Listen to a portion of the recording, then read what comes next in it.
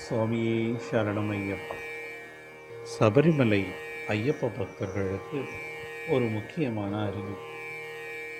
Thiruvithamkoor Devaswom board வெளியிட்டுள்ள தகவலின்படி, கேரளாவில் தொடர்ந்து பெய்து வரும் கனமழை காரணமாக பம்பை ஆற்றில் வெள்ளப்பெருக்கு ஏற்பட்டுள்ளது.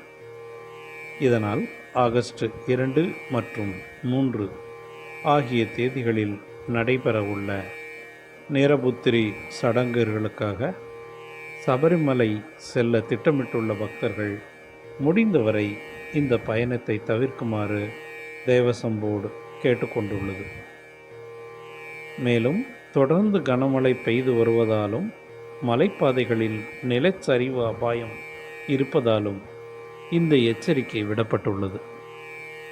பக்தர்கள் இதற்கு மாற்று தரிசன தேதியாக சிங்க மாத பூஜை ஆகஸ்ட் மாதம் 16ஆம் தேதி முதல் 21ஆம் தேதி வரை நடைபெற உள்ளது.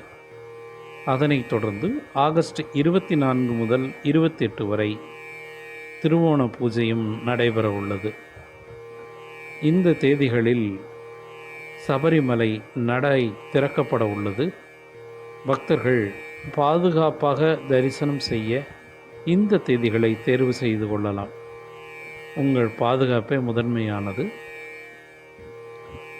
அறிவிப்புகளை பின்பற்றி உங்களது யாத்திரையை பாதுகாப்பாக மேற்கொள்ளுங்கள். சுவாமியே சரணம் ஐயப்பா.